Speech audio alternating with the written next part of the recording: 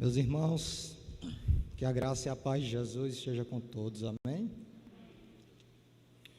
Que bom, irmãos, estarmos aqui mais uma vez, mais um domingo, mais um dia do Senhor aqui na casa dEle, para louvarmos, engrandecermos e adorarmos aquele que é o único digno de ser louvado, de ser adorado. Que bom estarmos aqui para aprendermos mais da sua palavra, para sermos confortados, motivados, mas também admoestados, também confrontados pela palavra do nosso Deus, confrontados a mudarmos, confrontados a abandonar o pecado, abandonar o erro e vivermos uma vida santa. É sempre um privilégio, amados, ter a oportunidade de estar aqui à frente, junto com os irmãos, ao passo que é uma grande responsabilidade.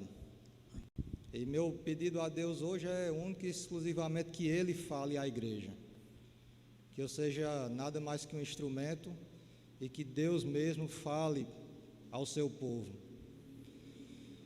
Irmãos, para o texto básico da nossa lição, eu queria que os irmãos abrissem suas Bíblias no Evangelho de Mateus.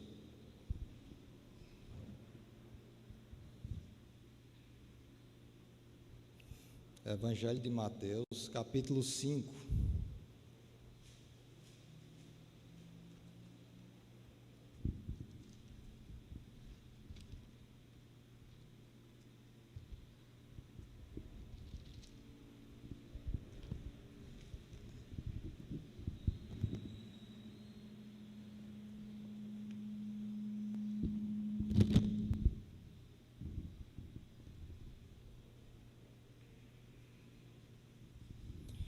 Evangelho de Mateus, capítulo 5, mantenha a sua Bíblia aberta. Aqui no capítulo 5, nós temos o início de um dos sermões mais conhecidos do Senhor Jesus. Sem dúvida, um sermão muito impactante, sem dúvida, um sermão marcante. É o início do Sermão do Monte. O Sermão do Monte ele está descrito em sua totalidade, na sua íntegra, nos capítulos 5, 6 e 7 do Evangelho de Mateus. Esse foi um sermão muito impactante do Senhor Jesus, porque ele confrontava o que se tinha por verdade naquela época. Então, sem dúvida, é um texto muito marcante, dos mais lidos e dos mais conhecidos dos sermões do Senhor Jesus. Deixa eu só organizar.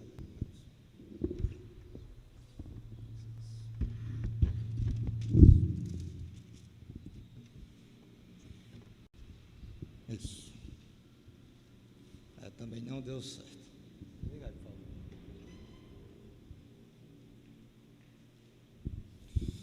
favor. Então Jesus começa esse sermão com uma passagem que é das mais lidas do mundo, no meio cristão ou entre aqueles que não são cristãos, que são as bem-aventuranças, uma das passagens mais conhecidas, sem dúvida, da Bíblia.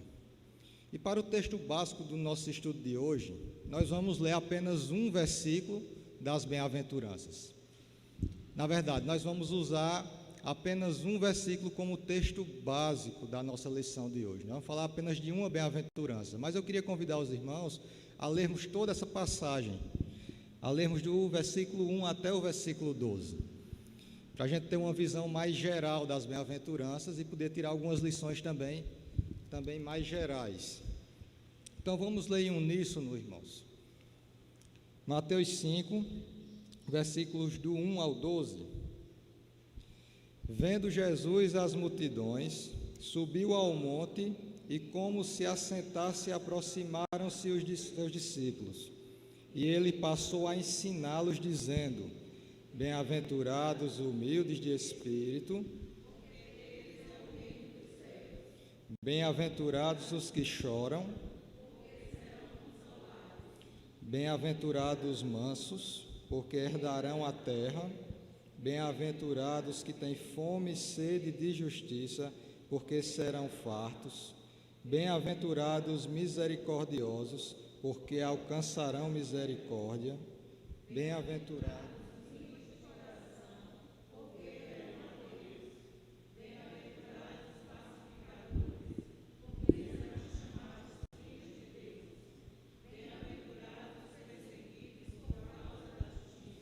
porque deles é o reino dos céus. Bem-aventurados sois quando, por minha causa, vos injuriarem e vos perseguirem, e metindo, disserem todo o mal contra vós. Regozijai-vos e exultai, porque é grande o vosso galardão nos céus, pois assim perseguiram aos profetas que vieram antes de vós. Amém, amados. Oremos ao Senhor.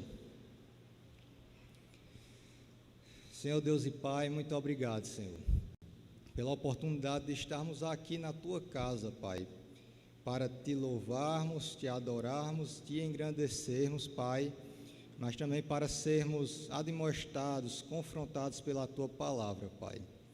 Fala conosco, Deus, fala com a Tua igreja, apesar de mim, Senhor, que eu seja apenas um instrumento em Tuas mãos, nada mais do que isso, Pai, e que a Tua palavra seja pregada de maneira fiel, e que o Teu povo possa absorver todo esse conhecimento, Pai, e pôr em prática. É o que nós Te pedimos em nome de Jesus. Amém. Meus irmãos, permita-me, antes de a gente entrar especificamente a Mateus 5, 7, que é o versículo base da nossa lição de hoje, os bem-aventurados os misericordiosos, porque alcançarão misericórdia. Esse é o versículo base, é a bem-aventurança que nós vamos estudar hoje.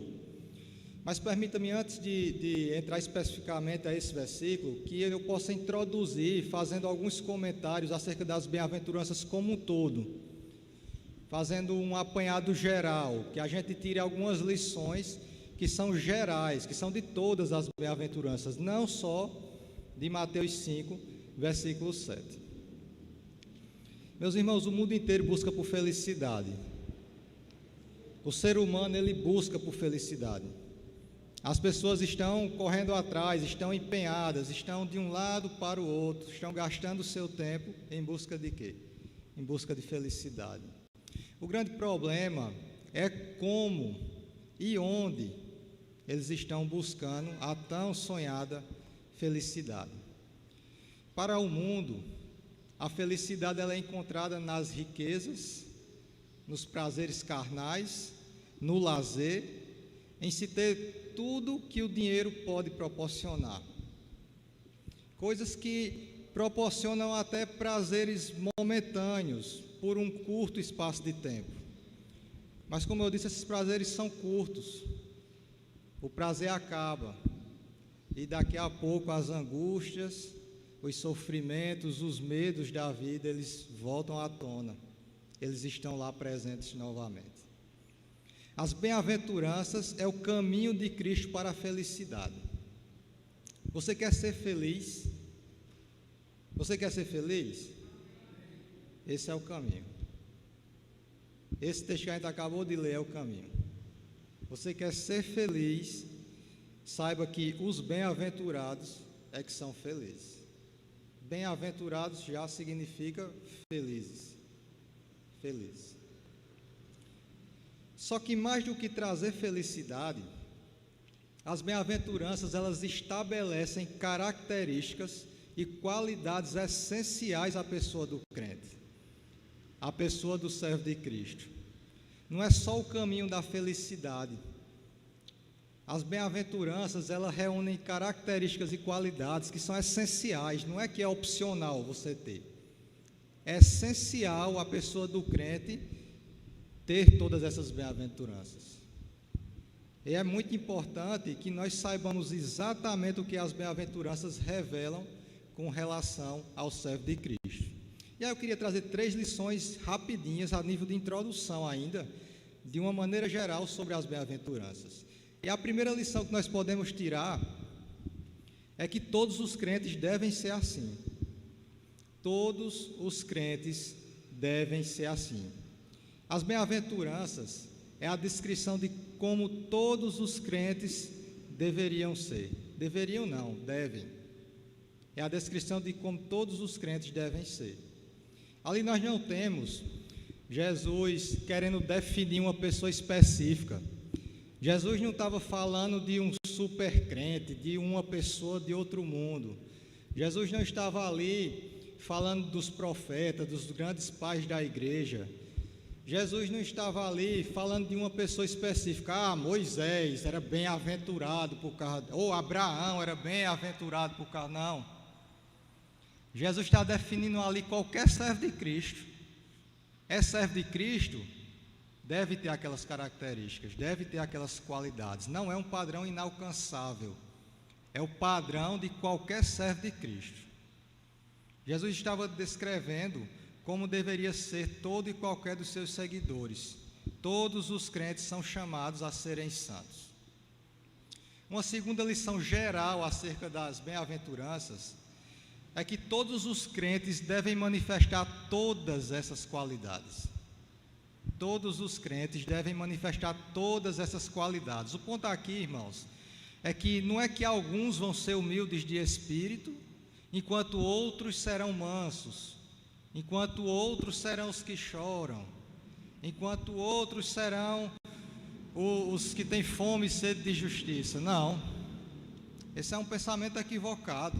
Todos os crentes devem vivenciar todas as bem-aventuranças em suas vidas. Todas as bem-aventuranças em suas vidas, todas ao mesmo tempo.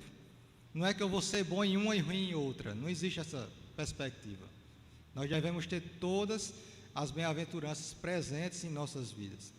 É bem verdade, irmãos, que por conta das nossas imperfeições ainda presentes, por conta do nosso pecado, da nossa ruindade, é que nós acabamos evidenciando às vezes mais uma bem-aventurança do que outra. É possível, mas isso só acontece por causa do nosso pecado, da nossa ruindade. Nós deveríamos apresentar todas ao mesmo tempo e em mesma medida. Segundo o Dr. Martin Lloyd Jones, as bem-aventuranças formam um complexo integrado e não podemos separá-las uma das outras. Ainda segundo Lloyd Jones, ninguém pode ser humilde de espírito sem também chorar. Nesse sentido, ninguém pode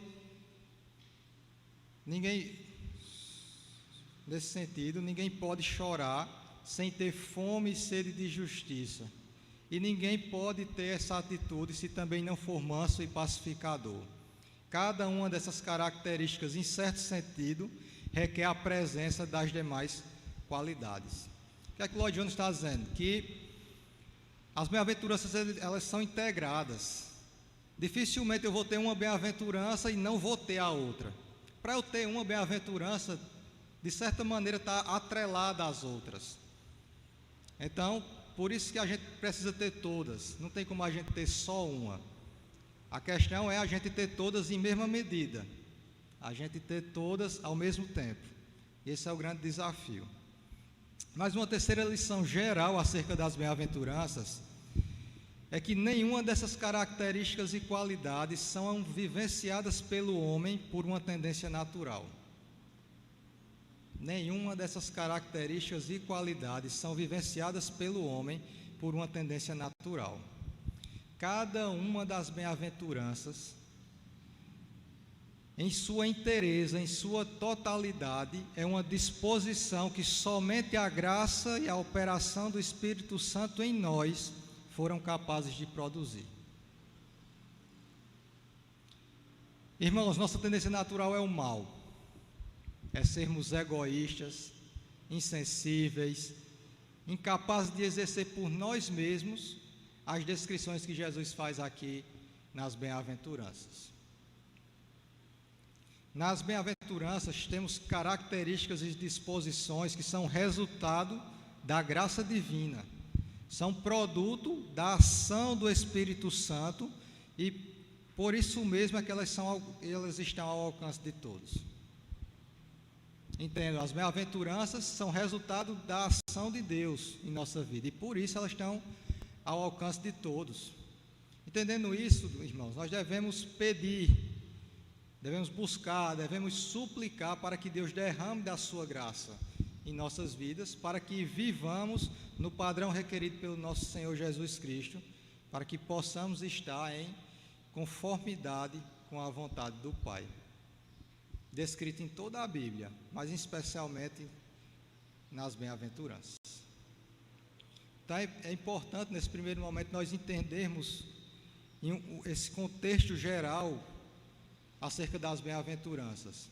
Entendermos que todos os crentes devem ser assim, entender que todos os crentes devem manifestar todas essas qualidades e entender que nenhuma dessas características e qualidades são vivenciadas pelo homem por uma tendência natural.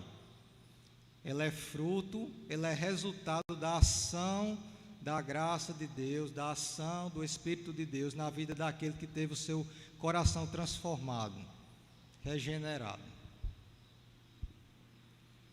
Irmãos, entendida essa perspectiva geral a respeito das bem-aventuranças, eu queria adentrar especificamente ao versículo base da nossa lição.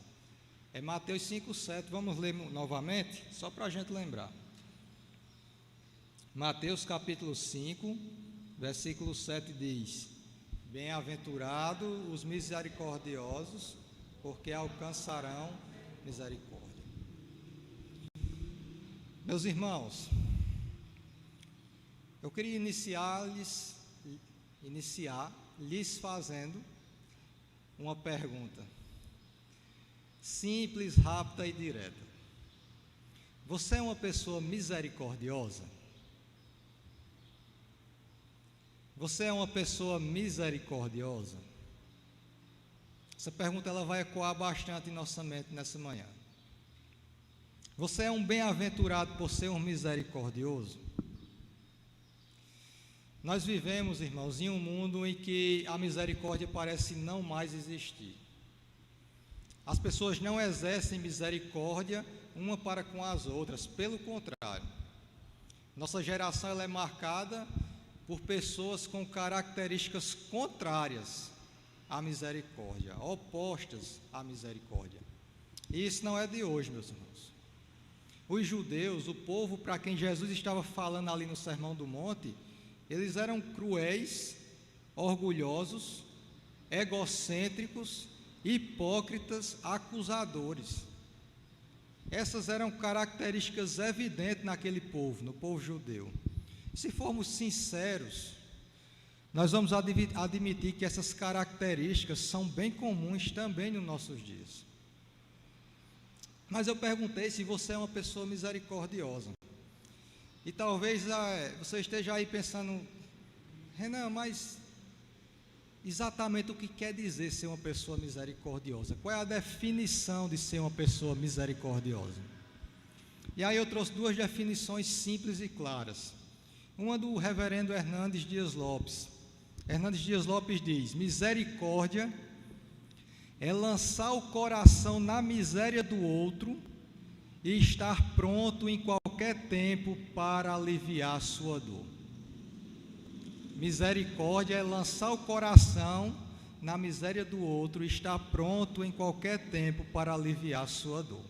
É se colocar, é se envolver com a miséria do outro e estar pronto em qualquer tempo para aliviar a dor do próximo. Mas eu tenho uma outra definição, essa de Barclay. Segundo Barclay, a palavra hebraica para misericórdia é chesed. É a capacidade de entrar em outra pessoa até praticamente podermos ver com os seus olhos, pensar com a sua mente e sentir com o seu coração. É mais do que sentir piedade por alguém.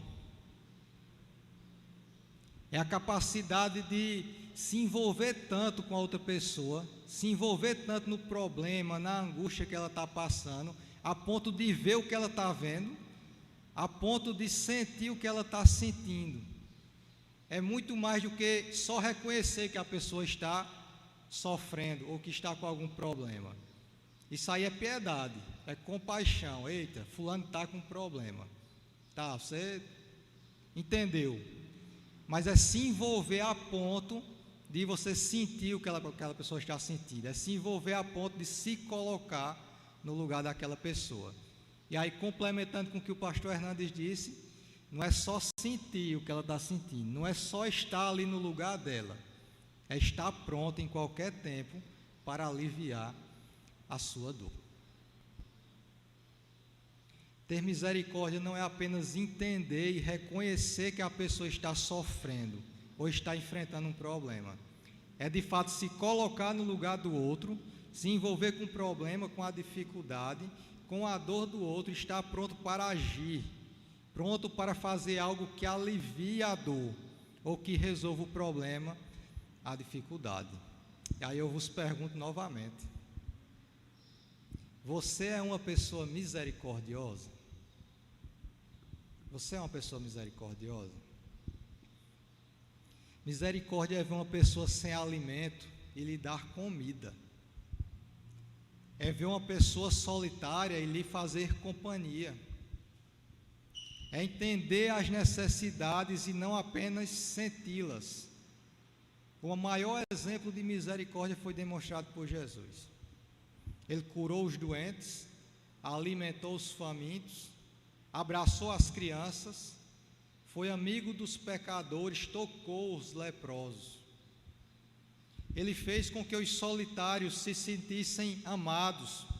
Ele consolou os aflitos, perdoou os que haviam caído em opróbrio, em vexame, em vergonha, em grande desonra pública. O apóstolo Paulo disse que exercer misericórdia com os necessitados é uma graça que Deus nos dá, em vez de um favor que fazemos às pessoas. 2 Coríntios 8, do 1 ao 5. Exercer misericórdia é uma graça de Deus, é vivenciar, é desfrutar da graça de Deus. Não é que a gente está fazendo um favor a outra pessoa. É aquela ideia de que não é que eu estou fazendo um favor, na verdade eu estou recebendo um favor de Deus, é de poder ajudar uma pessoa. É graça, é viver a graça de Deus. Assim como as outras bem-aventuranças, a misericórdia não é uma virtude natural. Como vimos na introdução geral, por natureza o homem é mau, cruel, insensível, egoísta, incapaz de exercer misericórdia. Nossa tendência natural é não nos envolvermos, é deixar para lá, é cada um com seu problema. Quantas vezes eu não disse isso? É cada um com seu problema. Eu tenho o meu, você tem o seu, então eu para cá, você para lá. Nossa tendência natural é manter os nossos relacionamentos superficiais. É oi, oi, opa, tá tudo bem, tudo bem. Se a pessoa disser, ei, tá tudo bem não, tá tudo bem não. Eita, o que foi? Não, foi isso, isso, isso. Ah, mas tu vai passar por isso. Deus te abençoe. Vai que isso vai se resolver. Essa é a nossa tendência, relacionamentos superficiais, a gente não se envolve, a gente não se aprofunda, não nos envolvemos, não nos empenhamos em ajudar, em solucionar, ou em buscar uma saída, em caminhar junto com o nosso próximo na caminhada para a resolução da dificuldade. Difícil, irmãos, achar alguém que se envolva com problemas dos outros a ponto de querer ajudar a resolver. A gente se envolve até certo ponto em saber o que foi e até em trazer uma palavra de conforto, mas dificilmente a gente diz, qual é o teu problema? Meu problema é esse, pois vamos aqui, ó, vamos buscar uma solução. Se a solução for de se raciocinar, vamos pensar junto aqui. Se a solução for necessário orar, vamos orar junto aqui. Vamos resolver, vamos buscar. Eu vou buscar junto com você. Difícil, alguém que se envolva a esse ponto. As pessoas não se ajudam. Pelo contrário, em muitos contextos até tentam prejudicar as outras. Até dificultar ainda mais, ainda pisar em quem já está quebrado, em quem já está esmagado, em quem já está no chão. E a pergunta é: você é uma pessoa misericordiosa?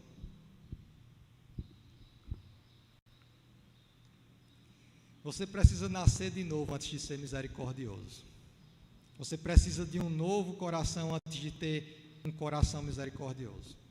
Infelizmente, o pensamento que pode tomar a nossa mente quando refletimos sobre isso, e na verdade toma a nossa mente, é: mas se eu for misericordioso desse jeito, vão me explorar, vão subir em cima de mim. Se eu for misericordioso desse jeito, compreensível, manso, vão me fazer de besta. vão pular no meu pescoço. Se eu me importar com o próximo, daqui a pouco eu vou estar sobrecarregado, eu vou estar cansado, porque eu já tenho os meus problemas. Aí, meus irmãos, a gente tem que atentar para uma coisa simples, de Mateus 5, versículo 7. É muito simples. Nessa bem-aventurança, Jesus falou que a misericórdia é tanto um dever como uma recompensa. Já pararam para pensar nisso? A misericórdia é tanto um dever como também é uma recompensa. Os misericordiosos alcançarão misericórdia. Os misericordiosos alcançarão misericórdia. Se o misericordioso é abençoado alcançando misericórdia, quem não é misericordioso, entendido, né?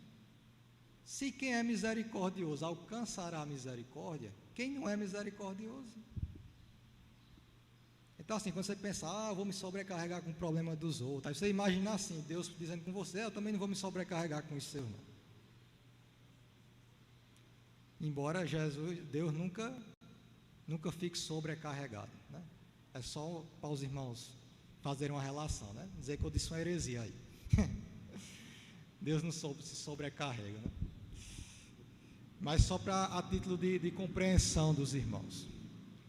Então, irmãos, após a definição de o que é ser misericordioso, depois dos exemplos citados, acredito que você já está bem embasado para poder refletir a respeito da minha pergunta. Você é uma pessoa misericordiosa? Você já está bem embasado para responder essa pergunta. Mas, irmãos, partindo do geral para o específico, vamos explorar melhor os vários tipos de misericórdia. A pergunta a ser respondida aqui é: devemos ser misericordiosos para com o que ou para com quem? Em primeiro lugar, a misericórdia deve ser estendida às almas dos outros. A misericórdia deve ser estendida às almas dos outros. A alma é a coisa mais preciosa que um homem tem. A alma é como um rico diamante em um anel de barro. Nela está timbrada a imagem de Deus.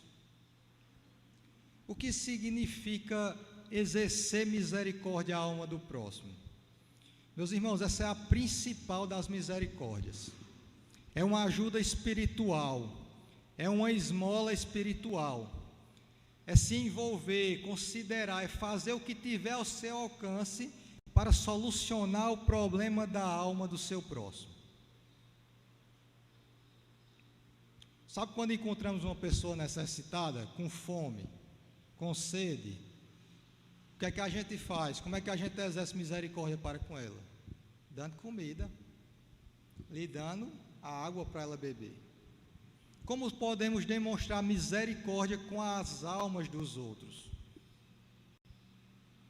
O principal problema que um homem pode ter em relação à sua alma é viver longe de Deus, é viver distante, afastada, separada do Criador. O grande problema é estar caminhando a passos largos para o inferno. Então, como exercer misericórdia para com a alma do seu próximo? E aí eu posso destacar 3 formas. Primeira forma, advertindo os pecadores. Quer exercer misericórdia para com o seu próximo? Advirta ele sobre a condição dele de pecador. Falar aos homens a tenebrosa condição em que se encontram em seus pecados e delitos é um profundo ato de misericórdia. Alertar sobre a condição em que o pecador está, distante de Deus, caminhando um caminho contrário ao caminho da salvação, é exercer misericórdia.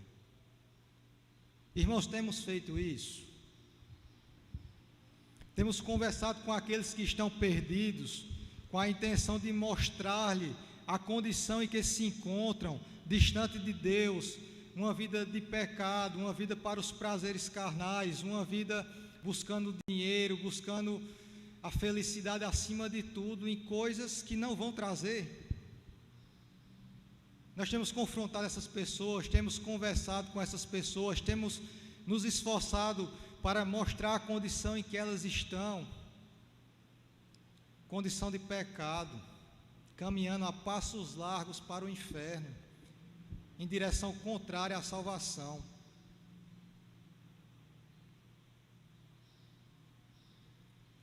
Segunda forma de você demonstrar misericórdia à alma das pessoas é chamando os pecadores ao arrependimento. Chamando os pecadores ao arrependimento. Jesus, João Batista, Pedro, Paulo, os pais da igreja, os reformadores, todos chamaram os pecadores ao arrependimento. Quando João Batista pregava no deserto dizendo: arrependei-vos, porque está próximo o reino dos céus, ele estava exercendo misericórdia sobre aquelas almas que eu escutava. João Batista, em outras palavras, ele estava dizendo: escutem, vocês têm um problema. O problema de vocês é o pecado, é viver para o pecado. Mas venham cá, eu tenho uma solução. Arrependam-se, caso contrário a alma de vocês vai para o inferno. Arrependam-se, eu estou alertando, eu estou ajudando, eu estou fazendo o que está a meu alcance para solucionar esse problema. Arrependam-se. João estava se colocando no lugar daquelas pessoas e tentando solucionar o maior problema que uma pessoa pode ter, que é perder a sua alma. João Batista não podia converter ninguém. É importante nós lembrarmos disso. João Batista não podia converter ninguém, isso é obra do Espírito Santo. Contudo, João Batista fazia a sua parte, fazia o que era possível a ele: pregar a verdade. Pregar a verdade.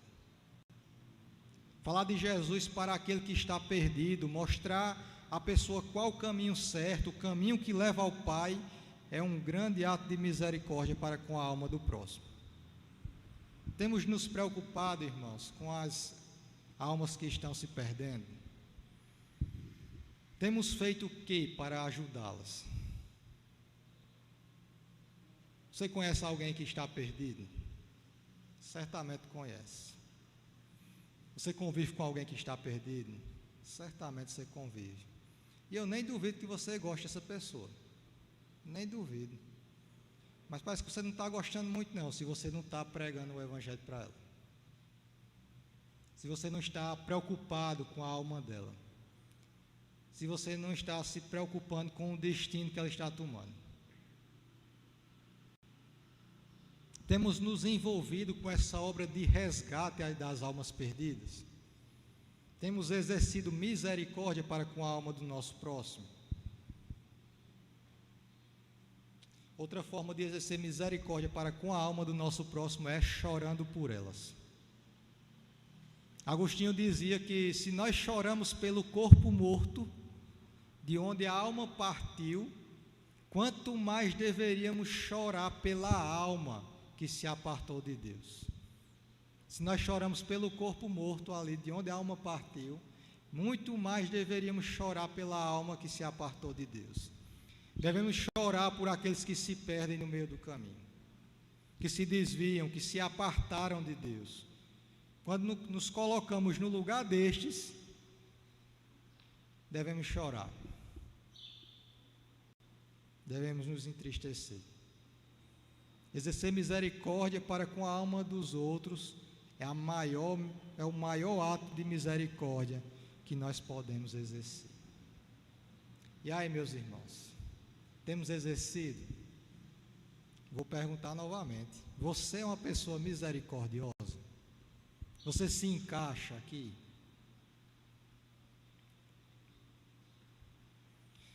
Devemos ser misericordiosos, em segundo lugar, para com o nome dos outros. Primeiro com a alma, mas agora devemos ser misericordiosos com o nome dos outros. O bom nome vale mais do que riquezas. Esta é uma das maiores bênçãos sobre esta terra. Nenhuma pérola é mais bela do que ter um bom nome para adornar a nossa vida. É muito bom, irmãos, ter um bom nome. Mas eu não sei se vocês sabem, mas existem pessoas que destroem nomes. Tem pessoas que aniquilam, que devastam o nome das outras pessoas.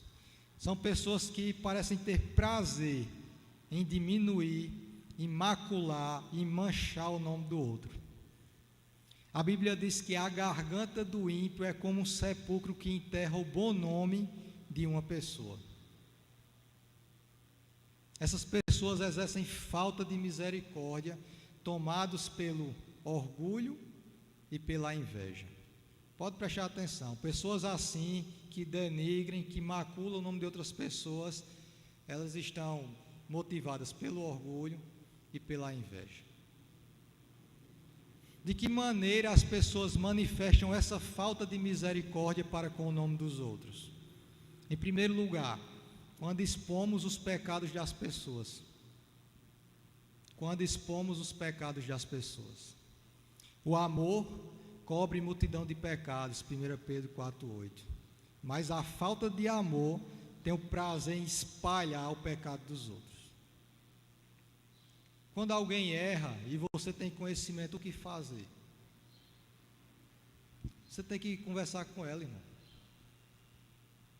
Alguém pecou, eu tive conhecimento, eu tenho que conversar com ela. Eu tenho que me colocar no lugar dela.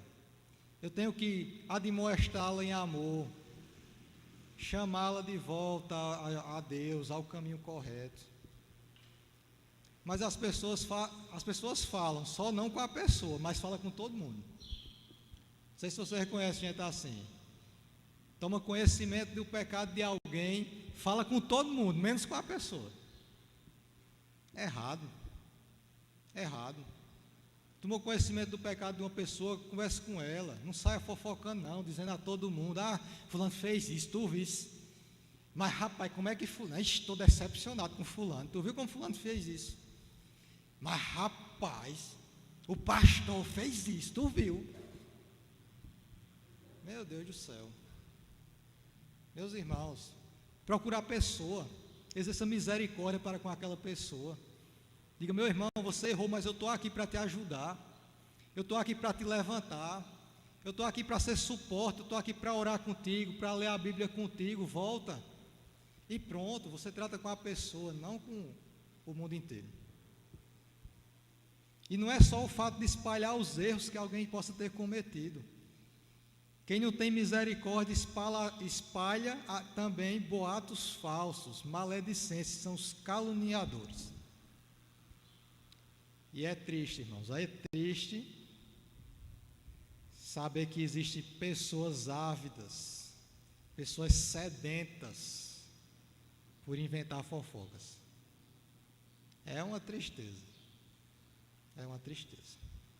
Mas nós exercemos falta de misericórdia para com o nome das pessoas quando passamos à frente o que ouvimos dos caluniadores. Não é só inventar. Não pense que só quem inventa a calúnia demonstra falta de misericórdia. Existem pessoas ansiosas por ouvir e sair transmitindo o que escutam. A Bíblia nos exorta: não andarás como mexeriqueiros entre o teu povo, não atentarás contra a vida do teu próximo. Levítico 19:16. Êxodo 23:1.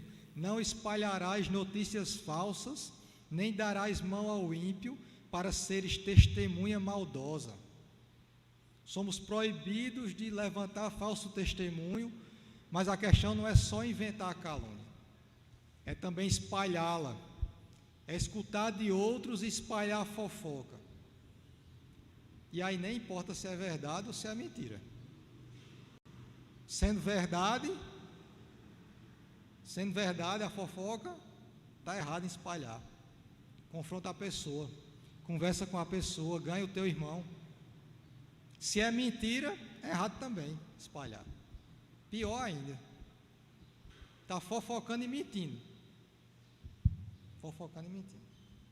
Não devemos encher a boca, nós devemos Não, não, é nós. Nós devemos encher a boca para falar a palavra de Deus, para falar de bem das pessoas e para aconselhar aqueles que porventura erraram, não para sermos fofoqueiros, mexeriqueiros.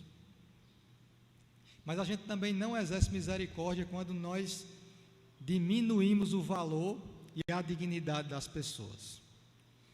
Sabe quando a gente só vê o lado negativo das pessoas? Falta-nos misericórdia quando ressaltamos as falhas e não destacamos as virtudes das pessoas. Quando nós não somos equilibrados, quando distorcemos a imagem. Tiago 4,11, não devemos falar mal uns dos outros. Falar mal de outra pessoa não é só falta de misericórdia, não é só deixar de se colocar no lugar do outro, é falta de amor. Amar o teu próximo como a ti mesmo. Falar do próximo é falta de amor. O parâmetro para saber se devo fazer algo com relação a alguém é simples. É tranquilo de entender. Vou fazer algo para Tiago. Eu só tenho que pensar, ora, se fosse o contrário, fosse Tiago fazendo para mim, eu ia querer que ele fizesse isso? Simples demais.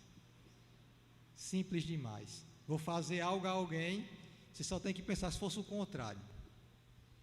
Se fosse alguém fazendo para comigo, eu gostaria que ele fizesse isso comigo? Se sim, vá lá e faça. Mas se não, meu irmão, não faça. Não faça. Mas nos falta misericórdia também quando nos silenciamos diante da calúnia às outras pessoas. Eita, irmãos, omissão. Essa é a omissão. Nós vemos a calúnia, sabemos que é calúnia, mas a gente deixa correr solto. A gente, não vou nem me envolver nesse moído aí não. Nesse moído aí não, vou me envolver não, nesse moído. No dia de Pentecostes, os discípulos foram acusados de estarem embriagados, bêbados. Se você ler o relato bíblico de Atos 2, a partir do verso 14, você vai ver que Pedro se levantou para defender os discípulos. Disse, ei, vocês estão dizendo aí que os discípulos estão embriagados? Então não. Isso é ação do Espírito Santo de Deus. Embriagados não. Pedro se levanta, confronta, enfrenta, diz, ei, vocês estão errados, vocês estão equivocados. Basta ler Atos 2, a partir do 14. Esse é o pecado da omissão, irmãos. Muitas vezes queremos usar a desculpa de não vou me envolver.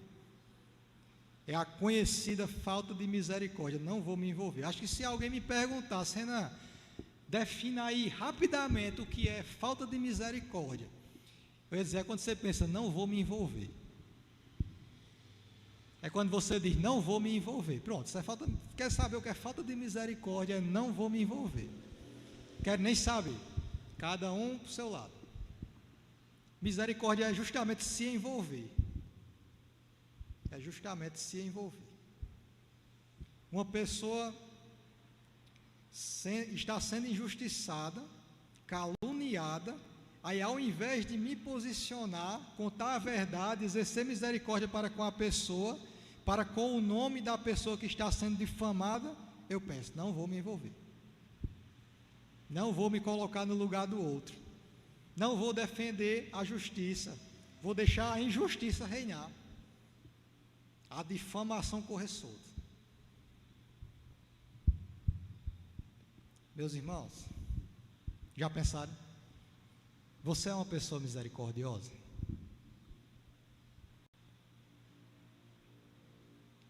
Mas em terceiro lugar, nós devemos ser misericordiosos com aqueles que já estão feridos. Nós devemos ser misericordiosos para com a alma, com o nome, mas também para com aqueles que já estão feridos. Meus irmãos, é fácil bater em quem está caído. É fácil pisar naqueles que já estão no chão. E parece que o ser humano ele tem uma tendência natural a fazer esse tipo de coisa. Colocar para baixo quem já está lá embaixo. Colocar para baixo quem errou. Culpar o falido. apedrejar quem já está agonizando na vida. Jesus não esmaga a cana quebrada, nem apaga a torcida que fumega. Mateus 12. Quem já está caído necessita de amparo, de ajuda, de misericórdia. Quem está caído necessita de alguém que chegue próximo dele e pergunte: você quer se levantar?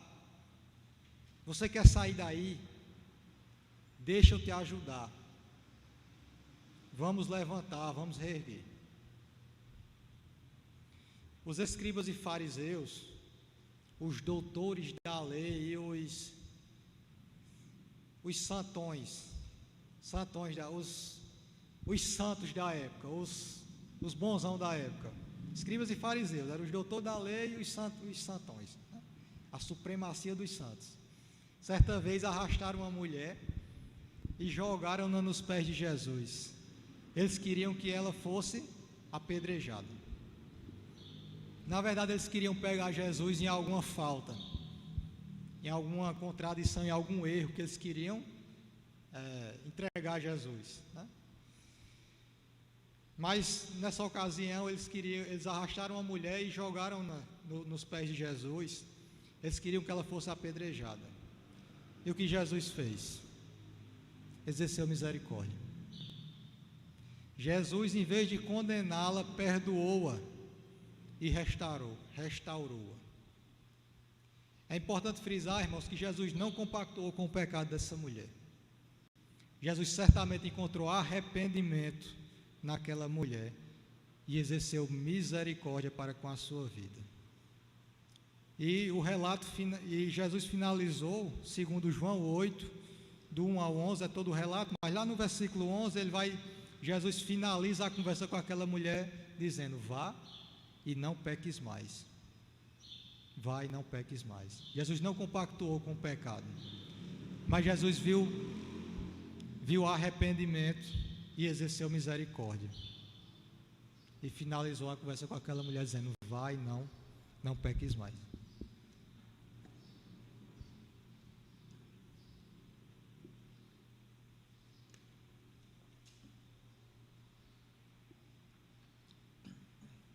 Quer um exemplo de misericórdia para com alguém que já estava ferido no chão, literalmente?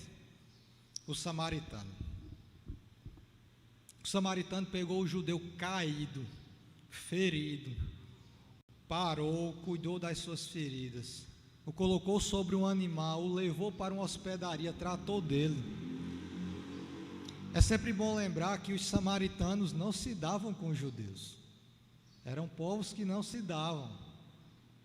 Mas o samaritano exerceu misericórdia para com o seu próximo. Às vezes as pessoas estão caídas, feridas por consequência de atitudes que tomaram, mas às vezes não. O judeu da parábola do bom samaritano havia sido assaltado. Se vocês bem lembram, quando Jesus conta a parábola do bom samaritano, o judeu ele foi assaltado. Ele não estava ali caído por uma situação causada por ele mesmo. Foi uma situação causada por outro. Um erro de outro que acabou trazendo consequências para o judeu. Pessoas nessa situação devem ser ajudadas, devemos agir com misericórdia para com elas. Mas às vezes a pessoa está caída, está no chão, está ali agonizando por consequência de suas ações. Porque tomou atitudes que trouxeram consequências terríveis para a sua vida. Como, por exemplo, a mulher jogada aos pés de Jesus. Ela era adúltera. Ela estava ali por consequência de pecado. Mas deixa eu dar um exemplo mais atual. Você encontra uma pessoa super endividada. Endividada porque é consumista, porque comprou mais do que podia, porque quis ter o que não podia, enfim. Está nessa situação por consequência da sua má administração dos recursos financeiros. Como devemos agir para com essa pessoa? Esfregando na cara dela que a culpa é dela? Pisando em quem já está caído, ferido, devastado? É certo que não, amados. Tanto quando encontramos pessoas caídas, mesmo não sendo culpa delas, temos que ter misericórdia com elas, Mas quando encontramos pessoas que estão caídas por culpa dos seus atos, também devemos exercer misericórdia para com elas. Nós podemos, nesse caso específico, nós podemos e até temos que conversar com ela, mostrando onde ela errou, no que ela tem que melhorar, mas devemos estar prontos a ajudar. O fato de conversar com ela, mostrando onde ela errou e o que ela tem que fazer para melhorar, já é misericórdia. Você já está ajudando aquela pessoa a sair daquele buraco. Mas o ponto aqui era que eu queria frisar é que nos dois casos nós devemos exercer misericórdia. Mesmo que seja uma pessoa que não tem culpa nenhuma em estar ali no chão, como pessoas que estão ali por causa de consequências dos seus atos, não importa, nós devemos exercer misericórdia. Em quarto lugar, nós devemos exercer misericórdia para com aqueles que nos ofendem. Aí é difícil, irmãos. Aí é difícil. Está aí um dos maiores desafios da vida cristã. Amar, ter compaixão, exercer misericórdia para com aqueles que nos ofendem, para com aqueles que nos fizeram algum mal, alguma injustiça, para com aqueles que fofocam ao nosso respeito, para com aqueles que levantam falso usando o nosso nome. Exercer misericórdia, ou seja, se colocar no lugar do outro, quando esse outro é alguém que nos fez mal, é um desafio, mas não é um desafio utópico, não é um desafio impossível. Nós devemos sempre pedir graça a Deus para que possamos exercer misericórdia para com todos, em todas as situações. E aí nós temos um bom exemplo, Estevão, diácono da igreja, quando estava sendo apedrejado, lá em Atos 8, estava sofrendo a injustiça, o mal, estava ali momentos antes de morrer por causa do nome de Cristo, vítima da fúria daqueles homens injustos. Ele, antes dele morrer, a última coisa que ele disse foi o quê? Senhor, não lhe imputes esse pecado. Senhor, não lhe imputes esse pecado. Com estas palavras, ele morreu. Atos 7, 60. Atos 7, 60. Quando alguém nos faz mal, nossa natureza humana quer contra-atacar. Quer mais é ver outra pessoa em dificuldade, sofrendo. A Bíblia diz que devemos abençoar os nossos inimigos e orar por eles. Se o inimigo tiver fome, devemos dar-lhe de comer. Se ele tiver sede, devemos dar-lhe de beber. Quem não perdoa, não pode ofertar, não pode adorar, não tem paz. Quem não perdoa adoece, é flagelado e nunca pode receber perdão. Será que perdoar é importante, irmãos? Será que perdoar é importante? Derrama a graça, Senhor, sobre nossas vidas. Derrama a graça, Senhor, sobre nossas vidas. Mas em quinto e último lugar, devemos ser misericordiosos com os necessitados. Bem-aventurado o que acode ao necessitado. O Senhor o livra no dia mau. O Senhor o protege, preserva-lhe a vida e o faz feliz na terra. Não entrega à discrição dos seus inimigos. O Senhor o assiste no leito da enfermidade, na doença tu lhe afofas a cama. Salmo 41, do 1 ao 3, Salmo de Davi. Isaías 58:10. Se abrires a tua alma ao faminto e fartares a alma aflita, então a tua luz nascerá nas trevas e tua escuridão será como o meio-dia. É muito comum as pessoas acharem que quando a Bíblia fala de necessitado, estaria falando só de comida, ou só de bens materiais, de pessoas paupérrimas que não têm o que comer, que não têm o que vestir. De fato, essas pessoas, elas estão entre os necessitados e devem ser assistidas. Devemos exercer misericórdia para com essas pessoas, mas necessitado não é só quem não tem o que comer. Existe muita gente bem de vida do ponto de vista financeiro que é necessitado. necessitado de um auxílio espiritual, necessitado de ouvir a pregação fiel do Evangelho, necessitada de uma companhia, porque vive solitária e isso lhe angustia amargamente. Tem gente necessitada de alguém que seja suporte, tem gente necessitada de auxílio emocional. Perceba no texto de Isaías: se abrires a tua alma ao faminto e fartares a alma aflita, aqui não é dinheiro não, não é dar dinheiro não. Se fartares a alma aflita, a alma daquele que está aflito, a tua luz nascerá nas trevas. Às vezes é um auxílio espiritual, é um necessitado espiritual. Às vezes a pessoa está ali angustiada, está solitária, está sofrendo, e o que ela precisa é de uma palavra, é de alguém que chegue próximo a ela e diga: eu estou contigo. Que pregue o Evangelho, pregue a verdade de Deus para ela. O necessitado não é só quem não tem o que comer. E a pergunta é, irmãos: você é uma pessoa misericordiosa?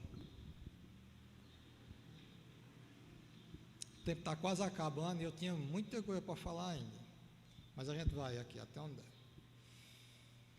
Vimos para com quem devemos exercer misericórdia. Em resumo, nós devemos exercer misericórdia para com quem? Para com todos. Para com todos, para com o nosso próximo. Mas quais são as razões para sermos misericordiosos? Por que razão eu devo ser misericordioso? Em primeiro lugar, devemos ser misericordiosos porque a prática das boas obras é o grande fim para o qual fomos criados. O apóstolo Paulo diz: pois somos feitura dele, criados em Cristo Jesus para as boas obras, as quais Deus de antemão preparou para que andássemos nelas. Efésios 2:10. Fomos criados para as boas obras. Quando estudamos o breve catecismo aqui na igreja, nós vimos que o principal fim do homem é o quê? Glorificar a Deus e gozá-lo para sempre. As boas obras glorificam a Deus. Nosso fim é o que? Glorificar a Deus? As boas obras glorificam a Deus. Nós estamos cumprindo o nosso fim principal, quando nos colocamos no lugar do outro, fazendo de tudo para ajudá-lo. Estamos praticando uma boa obra, estamos glorificando a Deus nosso Pai, estamos cumprindo a nossa missão. Irmãos, nós não somos salvos pelas boas obras, mas nós fomos salvos para fazer boas obras. Entendam bem, não fomos salvos pelas boas obras. Você não vai ser salvo por nada que você tenha feito, mas você foi salvo para fazer boas obras. As boas obras evidenciam a vida de um salvo, é uma marca na vida do salvo. O propósito da vida é servir a Deus. Servindo a Deus, estamos de toda forma servindo ao nosso próximo. Se você serve a Deus, se você busca servir a Deus, não tem como desatrelar, então você tem que servir ao próximo. Aquele que não cumpre a missão para o qual foi criado é inútil. É inútil. Devemos exercer misericórdia, porque a prática de boas obras glorificam a Deus, e a misericórdia é uma boa obra. Em segundo lugar, devemos ser misericordiosos, porque pela prática da misericórdia nós resplandecemos o caráter de Deus, que é misericordioso. Quem é o nosso padrão maior de misericórdia? Quem é o nosso maior exemplo de misericórdia? Meus irmãos, respirem aí, respirem. Inspira assim, ó. Todo mundo conseguiu respirar? Amém? Todo mundo conseguiu respirar? Meu irmão, você só conseguiu fazer isso porque as misericórdias do Senhor se renovaram sobre a tua vida nesta manhã. Você só conseguiu fazer isso porque Deus foi misericordioso para com a tua vida.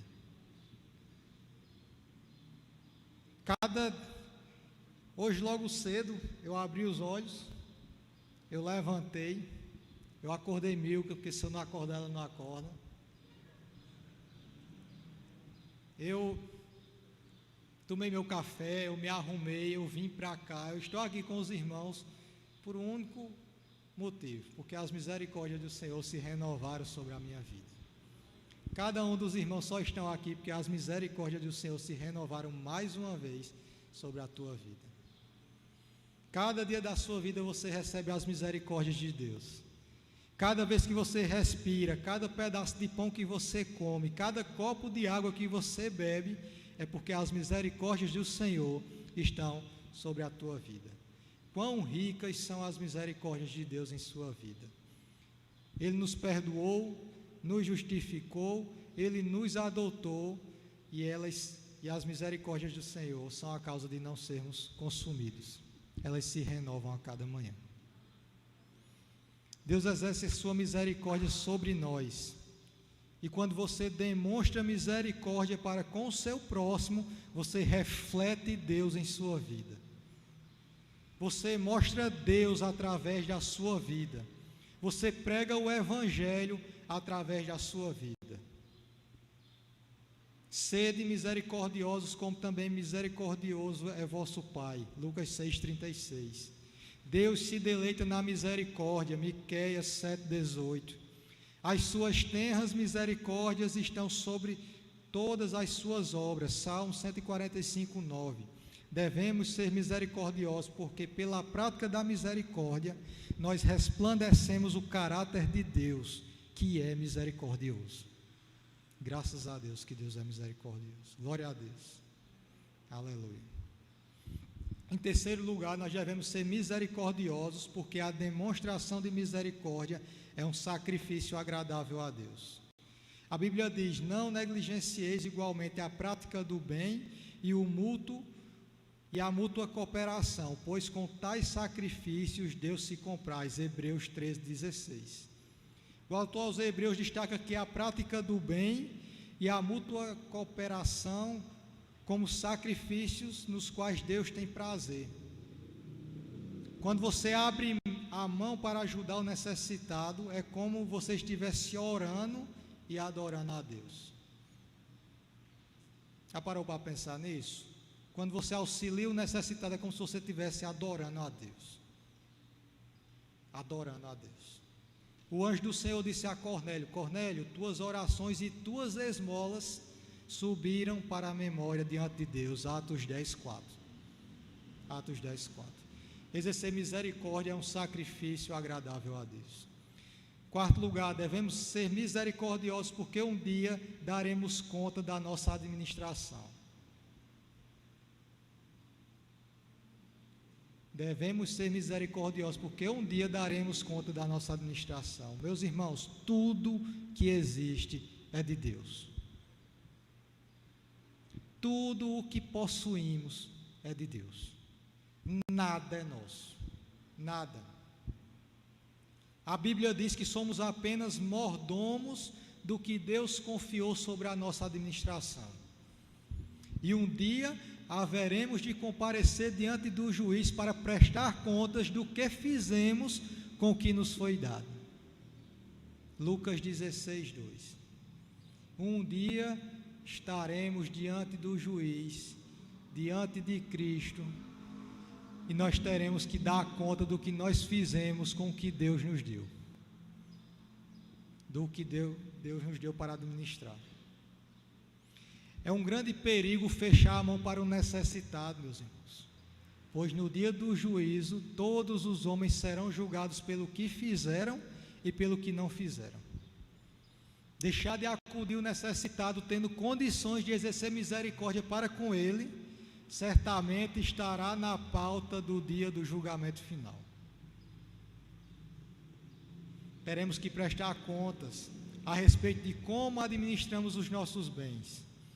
Teremos que prestar contas a respeito das omissões de misericórdia que porventura tenhamos cometido. Parece que não refletimos muito sobre o dia do juízo. Agimos como se esse dia não fosse chegar, como se esse dia fosse uma ilusão. lembremos que negar misericórdia ao necessitado é como se tivéssemos deixado de assistir o próprio Senhor. Esse texto é muito interessante, irmãos. Vamos abrir Mateus 25. Os irmãos já estavam prontos para ir embora. Eu já vou finalizar, mas vamos finalizar. Mateus 25. Mateus 25, do 40.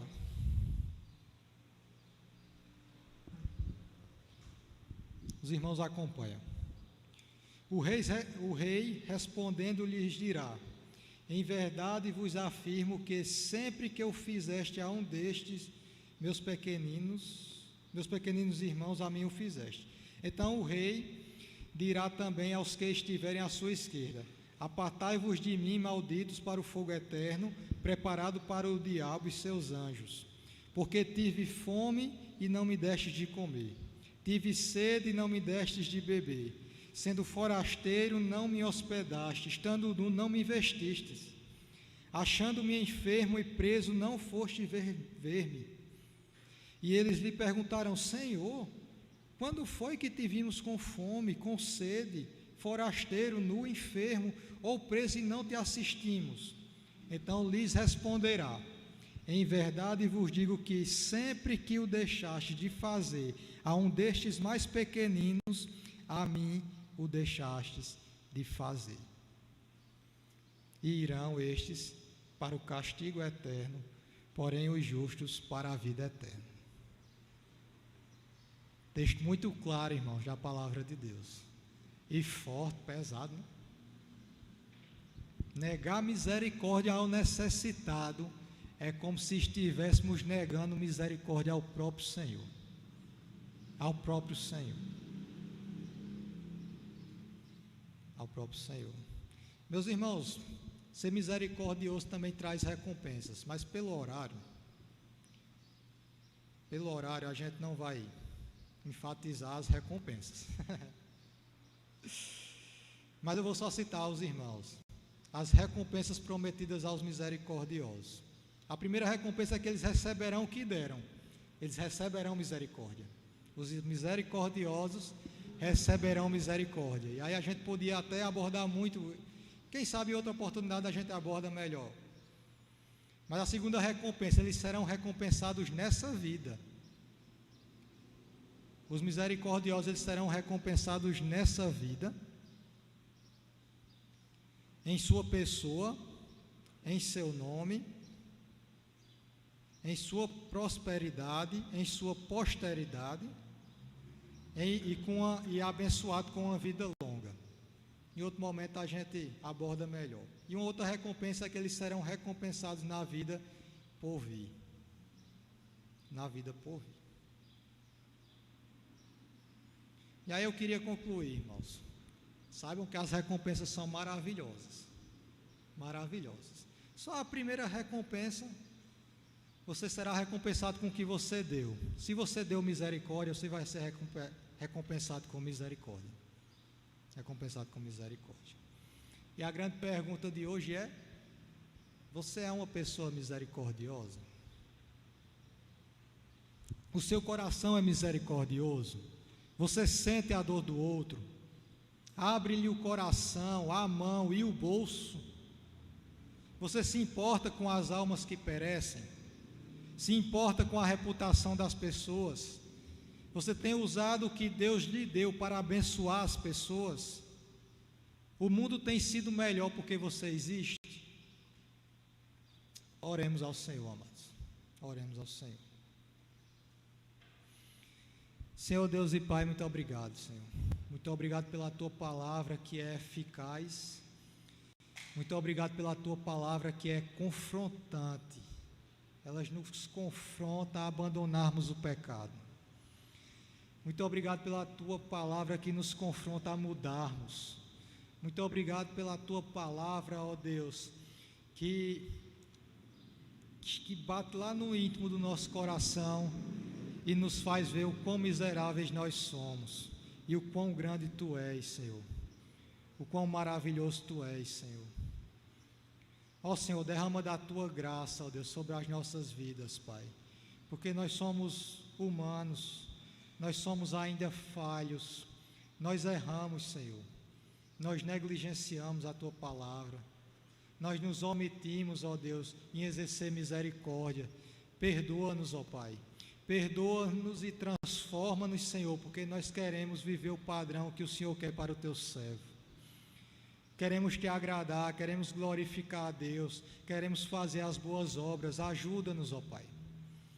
Ajuda-nos, ó Deus. Derrama das tuas bênçãos, da tua graça sobre a nossa vida, para que nós possamos, ó Pai, refletir Deus em nossas vidas, para que nós possamos te glorificar, para que nós possamos pregar o Evangelho através dos nossos atos. É o que nós te pedimos em nome de Jesus Cristo. Amém. Cristo. Amém. Amém. Deus abençoe.